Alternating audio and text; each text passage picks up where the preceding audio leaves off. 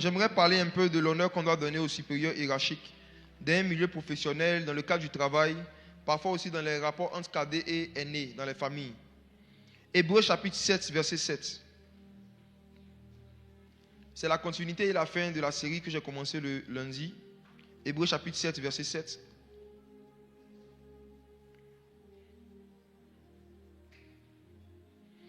L'une des façons de reconnaître les puissances ou les choses spirituelles, surnaturelles qui ne sont pas inspirées de Dieu, c'est toute puissance, tout surnaturel qui est manifesté avec beaucoup d'impolitesse et puis beaucoup de rébellion.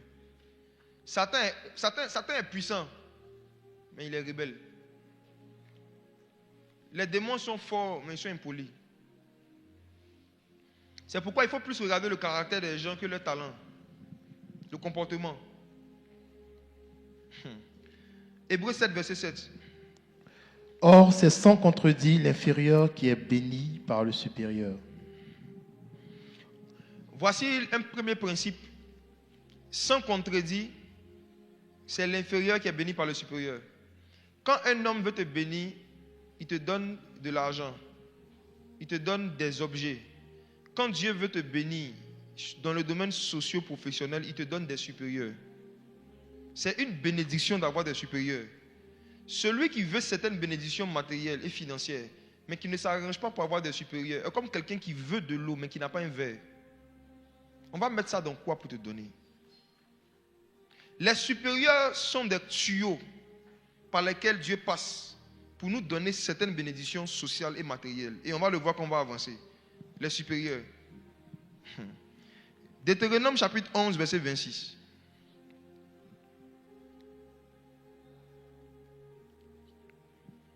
Deutéronome chapitre 11, verset 26. Vois, je mets aujourd'hui devant vous la bénédiction et la malédiction. C'est bon. Ce verset qui a l'air simple renferme une vérité puissante sur l'origine des bénédictions et des malédictions. Toute bénédiction et toute malédiction que Dieu veut vous donner se cache dans la personne qui est devant vous. Quand Dieu dit, je mets devant vous la bénédiction et la malédiction, ça veut dire que quand Dieu veut te bénir, il te met d'abord quelqu'un devant toi, ce qu'on appelle un supérieur. Tes bénédictions sont en lui, tes malédictions aussi sont en lui. Des bénédictions peuvent sortir de tes supérieurs pour venir vers toi, des malédictions aussi peuvent sortir d'eux. Tous ceux qui sont devant vous dans un domaine ont la capacité soit de vous bénir, soit de vous maudire. Tous ceux qui sont devant vous. Voici, je mets devant vous la bénédiction et la malédiction. Demande à ton voisin, qui est devant toi?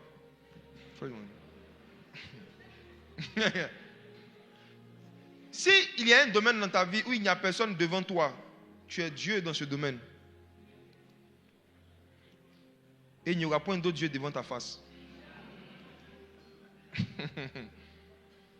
C'est très facile de devenir Dieu, c'est difficile d'être humain.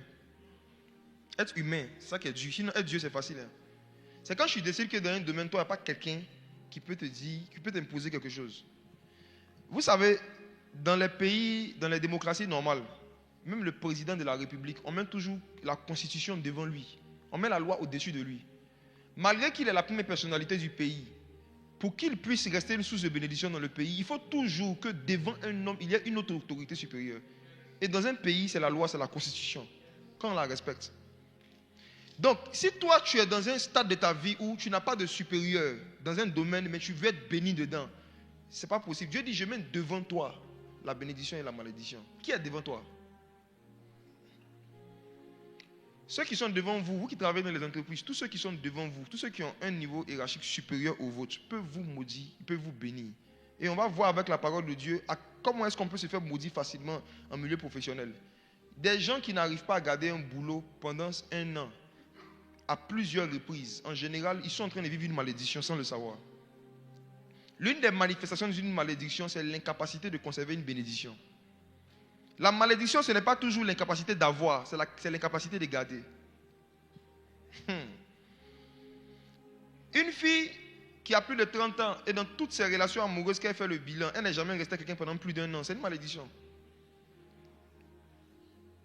Un frère, tu as plus de 25 ans, toutes tes dents sont au complet. Tu ne te souviens pas un jour être resté dans une relation où c'est toi qui as mis fin à la relation, c'est toujours toi qu'on quitte.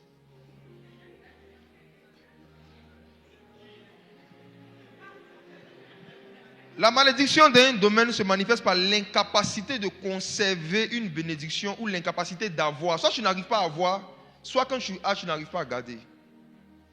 Qui était devant toi? Luc chapitre 16, verset 12.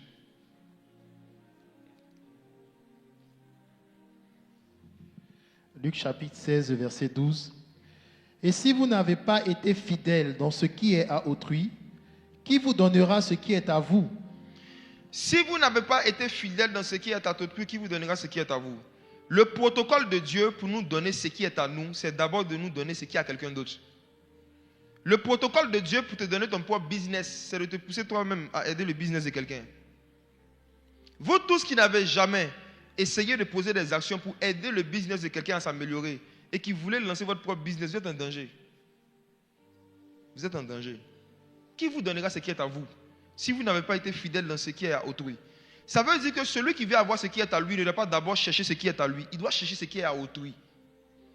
Celui qui veut que Dieu lui donne ce qui est à lui doit chercher la grâce de pouvoir travailler dans ce qui est à autrui. Et c'est un principe de la parole de Dieu que malheureusement, beaucoup de personnes n'ont pas respecté. Et ça fait qu'ils n'arrivent pas à commencer un business qui prospère et à le garder. Ils commencent ce qui est à eux. 5 mois, on ferme. Ce qui est à eux, 2 mois, on arrête. Ce qui est à eux, 1 an, ça ne marche pas. Est-ce que tu as été fidèle dans ce qui est à autrui? Est-ce qu'il y a quelqu'un qui peut rendre témoignage sur la terre que celle-là ou celui-là, quand moi je faisais mon truc, il m'a aidé en ça, en ça, en ça, en ça. Tu as aidé qui et puis tu veux qu'on t'aide? Jésus dit, faites pour les autres ce que vous voulez. Qu'on fasse pour vous. Il y a trop d'auto-entrepreneurs dans les rues.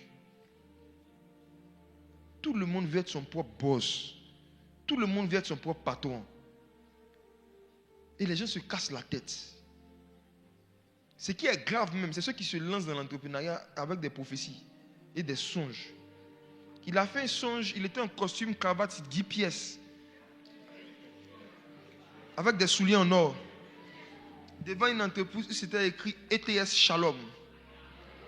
Et c'est lui qui était le directeur de ETS Shalom. Il se lève le matin.